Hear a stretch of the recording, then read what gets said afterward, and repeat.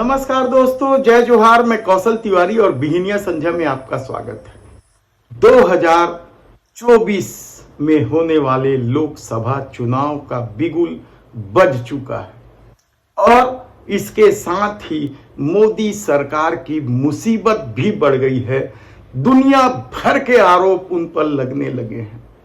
वसूली, रंगदारी, बलात्कारियों को संरक्षण देना, देश की संपत्तियों को कौड़ियों के मोल बेच देना, मित्र प्रेम में सब कुछ न्योछावर कर देना, जैसे कितने ही आरोप हैं। महिलाओं पर अपराध करने वालों को टिकट देना और उन्हें संरक्षण देना, कितने ही आरोपों से घिरे मोदी सरकार के माथे पे यदि सिकन नहीं है तो फिर इसे क्या कहा जाए। क्या बेशर्मी की सारी पराकाष्ठा इस दौर में लांग दी गई है?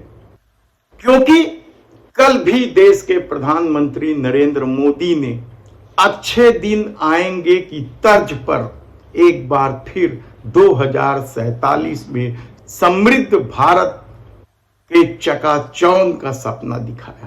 तो क्या इस चकाचौंध तले बढ़ती महंगाई, बेलगाम होती अर्थव्यवस्था, युवाओं के सामने रोजगार का संकट, विदेशों से मनमाना कर्ज, सब कुछ इस चकाचौंध के अंधेरे में खो जाएगा? सवाल यह नहीं है कि अरविंद केजरीवाल को जब एक जगह से जमानत मिल गई, यानी शराब घोटाले से, तो जल बोर्ड का मामला लाकर फिर उसे परेशान किया जा रहा है। सवाल यह भी नहीं है कि ईडी की प्रारंभिक रिपोर्ट में भूपेश बघेल का नाम नहीं होने के बाद भी उनके खिलाफ ईओडब्ल्यू या एसीबी में अपराध दर्ज कर लेना, क्योंकि इस दौर में सत्ता की बेशर्मी इस हद तक बढ़ गई है कि वह तमाम संवैधानिक संस्थाओं के माध्यम से विपक्ष की आवाज को कुचल देना चाहती है और मीडिया के माध्यम से सिर्फ मोदी की गारंटी चलाना चाहती है। देश का जो कम्युनिकेशन का सिस्टम है, चाहे वो मीडिया हो, सोशल मीडिया हो, वो आज देश के हाथ में नहीं है। जनता के जो मुद्दे हैं, बेरोजगारी, हिंसा, नफरत, महंगाई, किसानों के मुद्दे, अग्निवीर के मुद्दे, जवानों के मुद्दे, वो मुद्दे आपको मीडिया में नहीं दिखाई देंगे। कल जब महाराष्ट्र में राहुल गांधी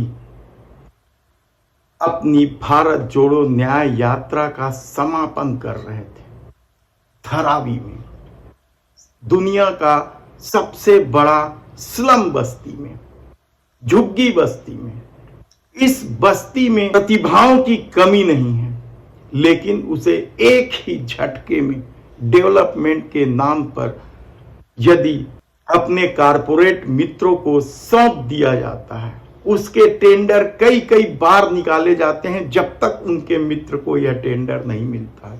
तब राहुल गांधी ने वहां के बारे में जो कुछ कहा, क्या वह मोदी सत्ता की करतूत को उजागर करने वाला नहीं? अगर हिंदुस्तान को नया विजन देना है तो यात्रा धारावी में खत्म होगी। यह हुनर का कैपिटल है, हिंदुस्तान के टैलेंट का, स्किल का, हुनर का कैपिटल है।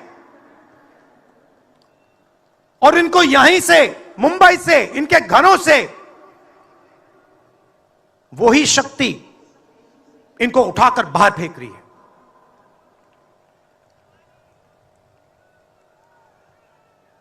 एक साथ मिलकर वही शक्ति इन लोगों की जिंदगी बर्बाद करने में लगी हुई है। मैं आपको इस स्टेज से बता रहा हूं, चाइना में एक शहर है, उसका नाम शेंजन है।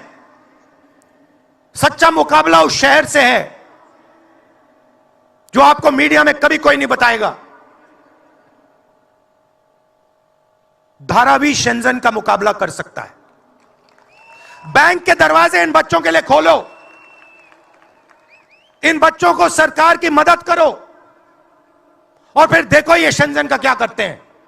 उठा के परे कर देंगे शेंजन को ये लोग।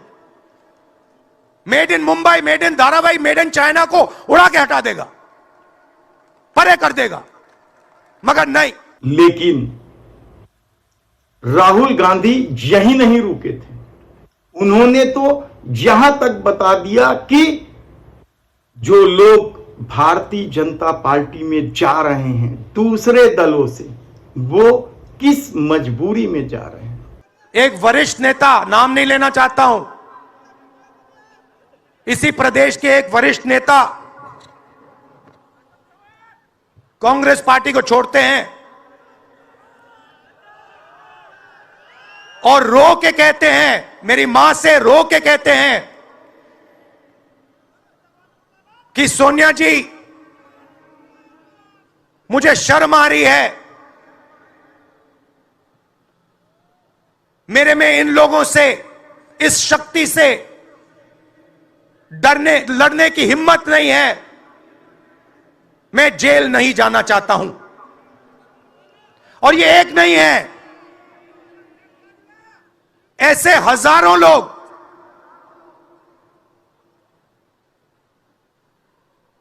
डराए गए हैं। क्या आप सोचते हो शिवसेना के लोग, एनसी के लोग ऐसे ही चले गए? नहीं, जिस शक्ति की मैं बात कर रहा हूं, उन्होंने उनका गला पकड़कर उनको बीजेपी की ओर किया है और वो सब डर के गए हैं। अब क्या धर्म के नशे में डूबे लोगों की आंखों की पट्टी इन घटनाओं से भी नहीं खुलेगी? किस तरह का खेल हुआ है इलेक्टोरल बॉन्ड में, यानी चुनावी बॉन्ड में। सुप्रीम कोर्ट के आदेश की खुलेआम अवहेलना यदि एसबीआई यानी स्टेट बैंक ऑफ इंडिया का प्रमुख कर लेता है, किसके दम पर? क्या इस मामले को लेकर उन लोगों को जरा भी नहीं सोचना चाहिए? महिला पहलवानों की छाती पर हाथ धरने वाला ब्रिजभूषण शरण सिंह किस ठसक के साथ लोगों के सामने आता है? क्या इस पर विचार नहीं किया जाना चाहिए? या फिर हिडनबर्ग की रिपोर्ट के बाद गौतम अडानी किस ठसक के साथ अपना व्यापार चलाते हैं? क्या लोगों के ध्यान में यह बात भी नहीं आना चाहिए? या फिर अयोध्या डेवलपमेंट के नाम पर लूट, हम नहीं, कैग की रिपोर्ट कह रही है, कैग यानी सरकारी संस्थान है, वह बता रही है कि अयोध्या डेवलपमेंट में किस तरीके से लूट खसोट हुई है, करोड़ों रुपए का घपला हुआ। 250 करोड़ रुपए में यदि 1 किलोमीटर सड़क द्वारका एक्सप्रेसवे का बनता है, क्या वह भी इस दौर में बेईमानी? क्या मोदी सरकार जो ईमानदारी का ढोल पीट रही है, वह चुनावी बांड से तार तार नहीं हो गया? धर्म के आसरे कब तक अच्छे दिन आने का सपना दिखाया जाएगा और इस सपने को 2047 के समृद्ध भारत के रूप में दिखाया जाएगा? बेलगाम महंगाई और दावा कि 2 रुपए हमने कम कर दिया पेट्रोल डीजल में, डबल हो चुका है, लगभग रेट डबल। सिलेंडर का रेट भी डबल हो चुका है।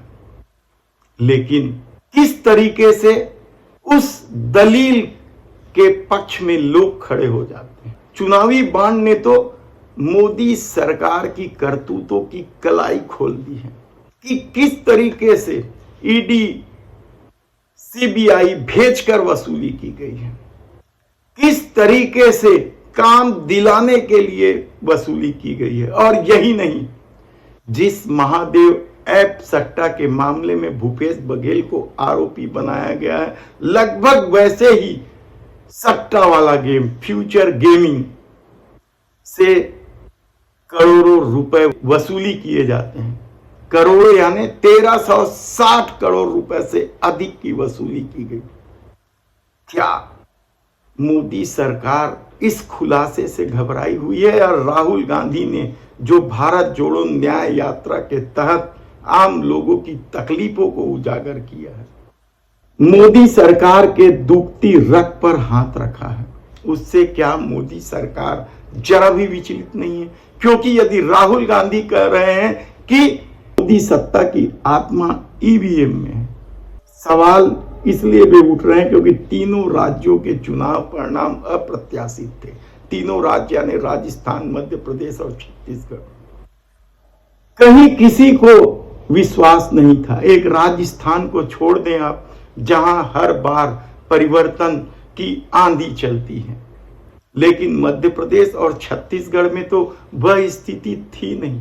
और ईवीएम को लेकर जिस तरीके का आंदोलन चल रहा है और मामला सुप्रीम कोर्ट में है, तो क्या यह चुनाव ईवीएम से ही होगा?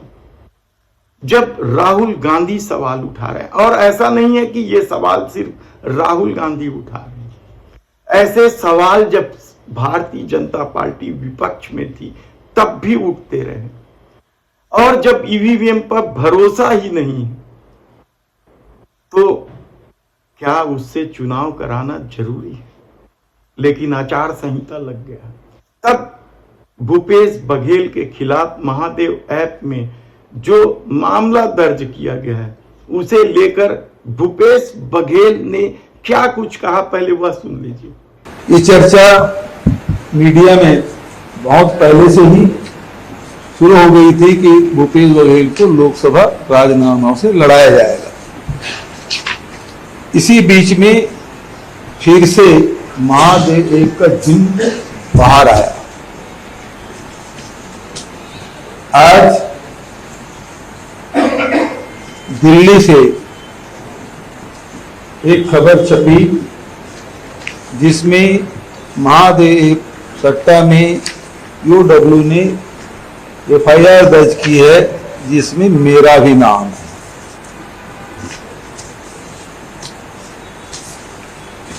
बहुत ही सामान्य सी बात है, यदि थाने में या फिर यूडब्ल्यू में एफआईआर दर्ज हो तो उसी दिन उसको अपने वेबसाइट में उसे डाल दिया जाता है। एफआईआर की कॉपी आप देखेंगे, ये 4 मार्च की एफआईआर की कॉपी है। इसमें 4 मार्च लिखा गया है और आज रविवार के दिन 17 तारीख को दिल्ली से इसे प्रकाशित किया जाता है। रायपुर से नहीं, एफआईआर तो रायपुर में दर्ज हुआ। तो फिर 13-14 दिन तक क्या करते रहे? जैसे कि आप सब जानते हैं कि लिकर में और दूसरे कोल में सब एफआईआर दर्ज हुआ और तत्काल उसको वेबसाइट में डाल दिया गया। इसे क्यों नहीं डाला गया? तो क्या सचमुच जिस तरीके से अरविंद केजरीवाल के खिलाफ प्रहार किया गया या हेमंत सोरेन को जेल में डाल दिया गया, क्या भूपेश बघेल को भी चुनाव के दौरान जेल में डाल दिया जाएगा? कहना कठिन है, लेकिन यकीन मानिए कि भूपेश बघेल ने जिस तरीके से मोदी सरकार पर प्रहार किया है, उससे क्या मोदी सरकार डर गई है और वह भूपेश बघेल को डरा धमकाकर छत्तीसगढ़ की 11 सीटें जीत लेना चाहती है? ये सवाल इस दौर में इसलिए भी महत्वपूर्ण है क्योंकि सत्ता ने चुनाव जीतने के लिए वह सारे करतूत किया जो नहीं करना चाहिए, जो मान्य परंपरा के खिलाफ है। क्या आचार संहिता का भी उल्लंघन नहीं किया गया? लेकिन जब चुनाव आयोग ही अपनी मुट्ठी में हो, जेब में हो, तो फिर यह सवाल कौन उठाएगा? धर्म के नाम पर ही नहीं, याद कीजिए आप 2019 के चुनाव में खुद देश के प्रधानमंत्री नरेंद्र मोदी शहीदों के नाम पर वोट मांगते घूम रहे थे। और अब जब 2024 का चुनाव सर चढ़कर बोलने लगा है तो समृद्ध भारत का सपना दिखाया जा रहा है। उस सपने का क्या, जब इस देश के 85 लाख परिवार 5 किलो अनाज पर निर्भर हो, जिस देश में किसान अभी भी कर्ज के बोझ तले आत्महत्या कर रहे हो और कारपोरेटों का करोड़ों अरबों रुपए माफ किया जा रहा हो या रिटर्न आप किया जा रहा होगा हो, या फिर बट्टे खाते में डाला जा रहा। युवाओं के सामने रोजगार का संकट है और आप उन्हें 3 साल के लिए अग्निवीर बनाकर लालीपाप दे रहे हैं। कितने ही मामले हैं ऐसे जो मोदी सरकार के 10 साल के करतूत को उजागर करते हैं।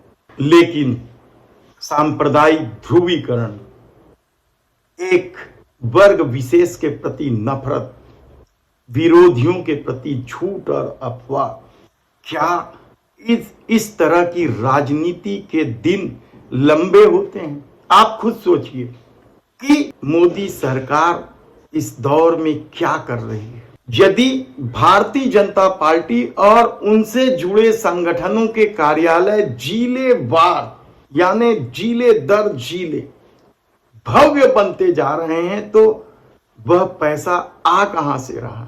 जिस कांग्रेस पर आरोप लगा रहे हैं उसका कुल बैंक खाते में पैसा 600-700 करोड़ है और 10 साल की सत्ता में किसी के पास हजारों करोड़ रुपए आ जाए तो फिर ईमानदारी का ढोल कैसे बज रहा है? सवाल कई हैं। विपक्ष की गलतियां होंगी लेकिन लोकतंत्र बचा रहे इसकी कोशिश तो होनी चाहिए। क्या लोकतंत्र को दांव में लगाकर नफरत की आंधी फैलाकर सत्ता में बने रहना उचित है? इस दौर में नैतिकता की बात करना ही बेमानी हो चुका है। सत्ता का अपना ठसक है, वह चुनावी बांड पर भी दलील देता है उसके ठीक होने पर, वह महंगाई बढ़ने पर भी उसके समर्थन में खड़ा हो जाता है, वह रोजगार युवाओं के प्रदर्शन पर हो रहे पुलिसिया अत्याचार के समर्थन में भी खड़े हो जाता है। तो किसानों के आंदोलन में यदि छोटी मोटी घटना हो जाए तो उसे हिंदू विरोधी और देशद्रोही करार करने से भी नहीं हिचकती है। तब सवाल यह है कि राहुल गांधी ने जो धारावी में मोदी सत्ता के नब्ज को छुआ है, क्या उसका असर होगा? या अरविंद केजरीवाल और भूपेश बघेल पर FIR के जरिए, घोटालों के जरिए जो प्रहार हो रहा है, क्या वह भी जायज है? ऐसे कई सवाल हैं। धन्यवाद।